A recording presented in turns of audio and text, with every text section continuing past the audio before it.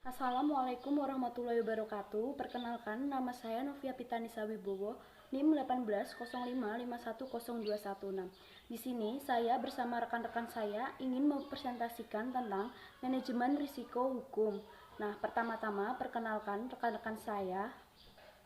Perkenalkan, nama saya Salsabila Ramakantilaras, NIM 1805510222. Saya Desi Aprilianisa, NIM 1805. Nah, yang pertama yaitu pengertian risiko hukum. Risiko hukum adalah risiko akibat tuntutan hukum dan atau kelemahan aspek yuridis yang dialami suatu perusahaan dalam mengelola permasalahan hukum. Ketidakmampuan ini akan menimbulkan kerugian dan kebangkrutan. Sumber risiko hukum. 1. Ligitan dapat terjadi karena adanya gugatan atau tuntutan dari pihak ketiga pada perusahaan menimbulkan biaya yang merugikan perusahaan. Yang kedua yaitu kelemahan perikatan pada perusahaan merupakan sumber terjadinya permasalahan. Yang ketiga yaitu ketiadaan peraturan perundang-undangan pada produk dan transaksi akan menjadi sengketa di kemudian harinya. Nah, penyebab risiko hukum yaitu yang pertama, penyebab intern adalah pelanggaran terhadap kontrak atau hukum atau peraturan. Yang kedua adalah ketidakcukupan dokumen pendukung. Yang ketiga adalah keterlambatan pengetahuan dan respon manajemen. Penyebab ekstern yaitu tuntutan hukum nasabah atau pihak lawan dan proses litigasi. Penyebab intern dan ekstern yaitu keterlibatan bank dalam money laundering, insider trading, penggelapan pajak, dan lain-lain. Tujuan manajemen risiko hukum.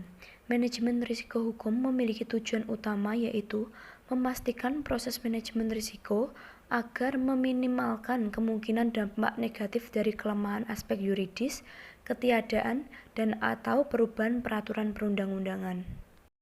Penerapan manajemen risiko hukum. Yang pertama yaitu pengawasan aktif Dewan Komisaris dan Direksi. Yang kedua adalah kebijakan, prosedur, dan penetapan limit. Yang ketiga adalah kecukupan proses identifikasi, pengukuran, pemantauan, dan pengendalian. Yang keempat adalah sistem pengendalian intern.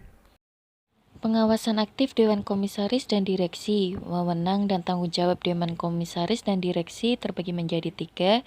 Yang pertama adalah legal governance untuk membentuk peraturan dan ketentuan internal. Dewan Komisaris dan Direksi wajib menerapkannya. Yang kedua adalah legal konsistensi, keselarasan antara kegiatan dan aktivitas yang dilakukan dengan peraturan yang berlaku. Direksi wajib memastikan. Yang terakhir adalah legal completeness, upaya yang dilakukan korporasi agar seluruh hal yang diatur undang-undang dapat diimplementasikan. Direksi wajib memastikan. Selanjutnya ada hubungan struktur organisasi fungsi independen. Fungsi independen ini bertanggung jawab dalam mengembangkan dan mengevaluasi strategi, kebijakan, dan prosedur manajemen risiko hukum.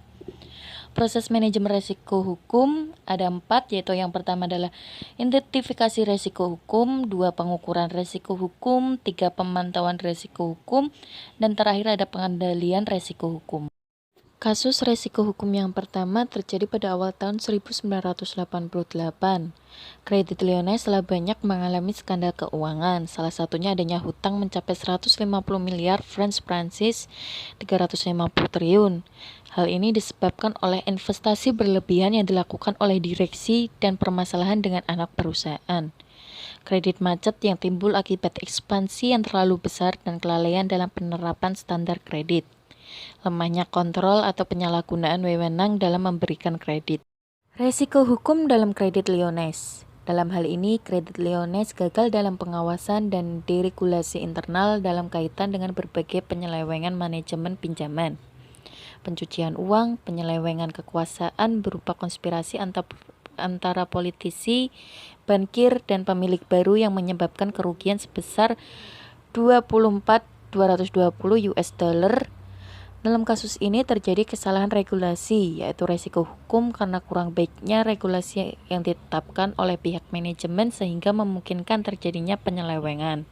Kasus resiko hukum kedua, PT Rania Finance, sebuah perusahaan yang bergerak di bidang leasing atau finance, memiliki pendapatan bruto sebesar 5 miliar rupiah. Perusahaan ini menerapkan model internal. Komit Manajemen Risiko telah menetapkan loss given event sebesar 15%. Kebijakan indikator exposure ditetapkan sebagai berikut. resikonya perkara pengadilan dengan nominal 1 miliar dengan dasar indikatornya exposure-nya nilai aset. Untuk bentuk resiko gugatan nominal 3 miliar dengan dasar indikator exposure-nya nilai aset. Untuk bentuk resiko gagal eksekusi jaminan nominalnya 5 miliar dengan dasar indikator exposure-nya nilai jaminan dikuasai.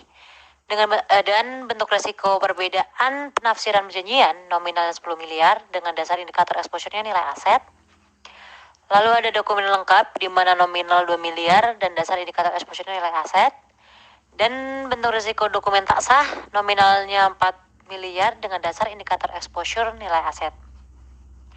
Maka dapat diketahui bahwa indikator exposure yaitu nilai atau volume dari suatu aktivitas tertentu yang mewakili atau nilai keseluruhan aktivitas operasional perusahaan, dan nilai ini diperoleh pada akhir pengukuran hukum. Biasanya berdasarkan probabilitas resiko itu didefinisikan sebagai berikut. Untuk peluang sangat rendah, persentasenya kurang dari 1,25%. Untuk peluang rendah, persentasenya 1,25 sampai 2,5%. Untuk peluang sedang, 2,5% sampai 10%.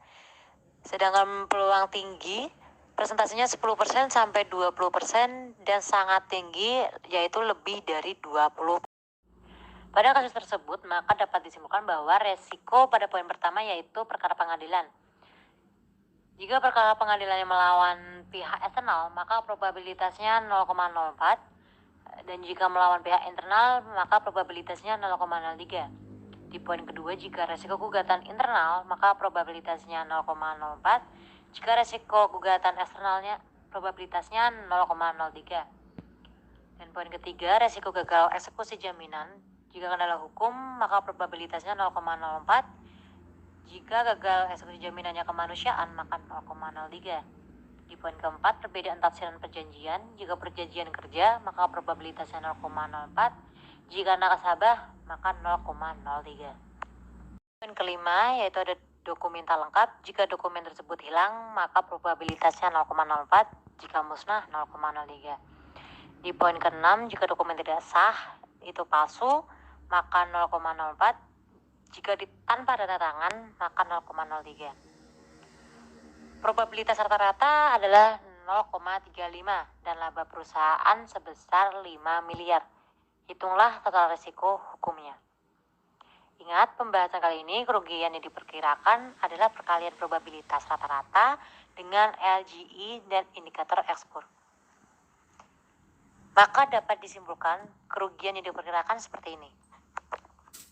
Maka dengan demikian, bentuk resiko hukum yang pertama yaitu perkara pengadilan, di mana jika melawan pihak internal maka probabilitasnya 0,04, jika melawan pihak eksternal 0,03, di mana rata-rata yang didapat probabilitasnya 0,035 dan LGI-nya 0,15 dengan indikator ekspornya sebesar 1 miliar rupiah, di mana kerugian mencapai 5.250.000 rupiah. Dan poin kedua yaitu bentuk risiko hukum gugatan. Jika gugatan internal maka 0,04, jika eksternal 0,03 dengan rata-rata yang didapat 0,035 dengan LGI 0,15 dengan indikator ekspornya 3 miliar. Dengan demikian maka kerugian yang didapat sebesar 15.750.000. Yang poin ketiga, gagal eksekusi jaminan, di mana jika kendala hukum probabilitasnya 0,04 dan kemanusiaan 0,03, di mana rata-rata dari hasil tersebut maka 0,035 dengan LGI 0,15 dengan indikator ekspornya sebesar 5 miliar, yang kerugian yang didapat sebesar 26.250.000. Yang poin keempat, perbedaan tafsiran perjanjian, di mana perjanjian kerja probabilitasnya 0,04, jika perjanjian nasabah 0,03, di mana rata-rata yang didapat 0,035 dengan LGI 0,15 dan indikator ekspornya 10 miliar dan kerugian didapat 52.500.000. Poin kelima, dokumenta.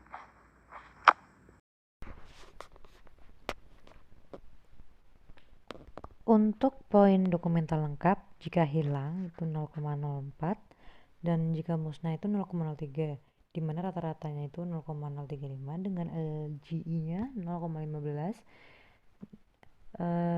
dengan indikator S-purnya itu sebesar 2 miliar dan kerugian yang didapat sebesar 10.500.000.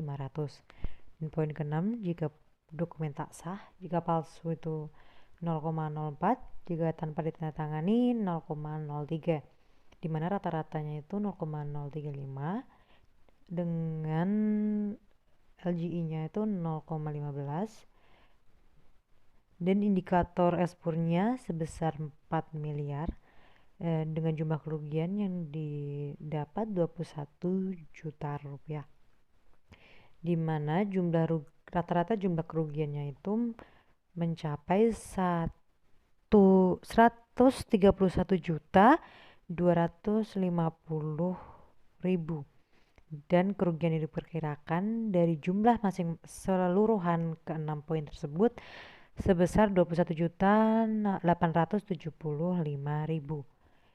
Hal ini dapat disimpulkan bahwa resiko hukum perusahaan sebesar Rp21.875.000 atau sebesar 0,44%. Dari laba kotor didapat dari laba kotor yaitu 21.875.000 dibagi 5 miliar. Dengan demikian, resiko hukum perusahaan dikategorikan sangat rendah. Terima kasih. Itu saja yang dapat kami sampaikan. Kurang lebihnya kami mohon maaf. Sampai jumpa.